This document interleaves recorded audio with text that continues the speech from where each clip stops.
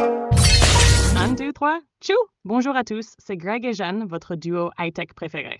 C'est conne. Aujourd'hui, je suis d'humeur blagueuse, alors préparez-vous pour un podcast où ça va chambrer, analyser et surtout rigoler un peu.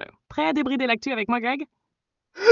Mais c'est à moi normalement de lancer cette partie-là, Jeanne. Pourquoi tu vas commencer avec ça aujourd'hui? Bon, c'est pas grave. Écoute, normalement je te demande comment ça va, mais là, sur ce coup-là, c'est toi qui vas me demander comment je vais. Bon, Jeanne, aujourd'hui j'aimerais que tu nous parles un peu du Moto E15 et du Moto G05. Tu m'as vraiment surprise. Tu m'as surpris. Voilà. Tu nous parles de ces deux téléphones qui sont les deux nouveaux téléphones signés Motorola. Bon, bah, on est sur de l'entrée de gamme, on est sur du marché émergent. Allez, parle-nous un petit peu de ces téléphones. Ah, tu veux que je prenne les devants, hein? Bon, très bien, Greg, mais je te promets que je te laisserai lancer la prochaine. Ah, merci. Allez, parlons des Moto E15 et Moto G05. Ces deux nouveaux téléphones de Motorola visent les utilisateurs qui cherchent des smartphones accessibles sans pour autant sacrifier l'essentiel. On est sur de l'entrée de gamme, mais avec quelques petites surprises. Ok, Commençons par le Moto E15. ok. C'est le plus simple des deux.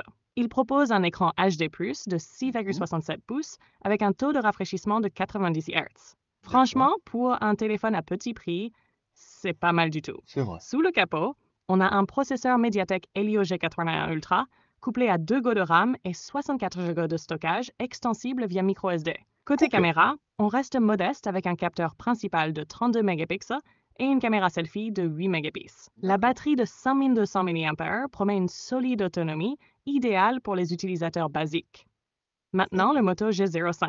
Lui, c'est la version un peu plus musclée, si on peut dire. Ouais, On garde le même écran et processeur, mais on ok. passe à 4 Go de RAM et un stockage de 64 ou 128 Go.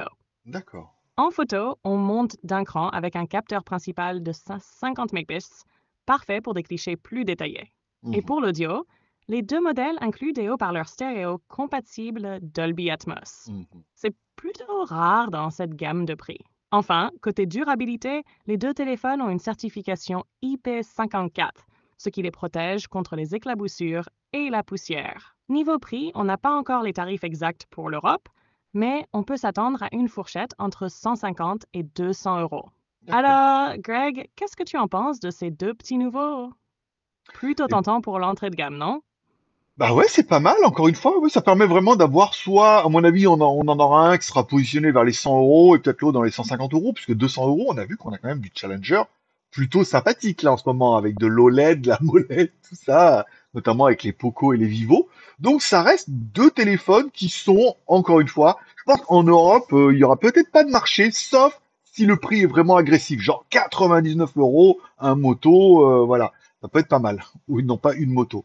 Euh, voilà, encore une fois, ça va répondre à un besoin. Beaucoup vont me dire, c'est pas du tout ce qu'ils veulent. Beaucoup, peut-être d'autres vont me dire, en fait, ça peut être bien comme un téléphone d'appoint pour un gamin ou pour dépanner. Donc, je pense qu'il y a un marché sur ce genre de téléphone-là. Après, il faudra les voir en vrai et voir surtout à quel tarif ils vont être commercialisés, puisque ça pourra vraiment faire toute la différence. Les différences que tu pourras faire éventuellement dans ta petite conclusion. C'est l'impressive. C'est sûr, Greg. Le prix, c'est toujours le nerf de la guerre, surtout pour ce genre de téléphone. Mais Carrément. à 99 euros, c'est le genre de produit qui peut vraiment se positionner comme un choix malin, que C'est ce soit ça. pour un premier Mm. téléphone, un téléphone d'appoint, ou même un appareil pour quelqu'un qui ne veut pas se ruiner pour des fonctionnalités basiques. Mais comme tu Exactement. dis, à 200 euros, ils vont clairement se heurter à des concurrents comme les Ouais, Poco et Vivo qui offrent de l'OLED, du 120 Hz et des specs bien plus séduisantes. carrément. Motorola, c'est un peu comme un bon vieux café, Greg. On sait à quoi s'attendre, mais parfois il faut un petit extra pour vraiment séduire.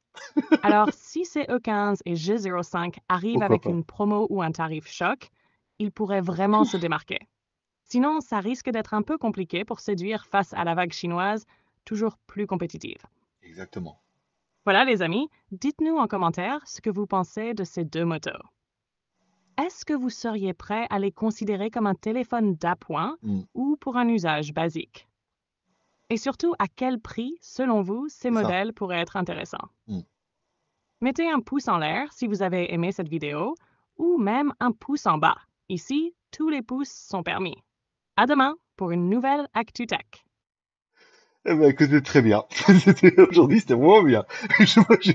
Moi, j'ai pris beaucoup de plaisir. Voilà, merci beaucoup, Jeanne, pour ta réactivité et ton humour. Voilà, ça a fait ma journée. Voilà, et j'espère que nos viewers auront apprécié ce moment-là. Voilà. Bon, allez, c'est tout pour aujourd'hui. Normalement, j'ai fait mes enregistrements du jour. Il ne reste plus qu'à faire un petit peu de montage. Je vous donne rendez-vous, comme toujours, à demain.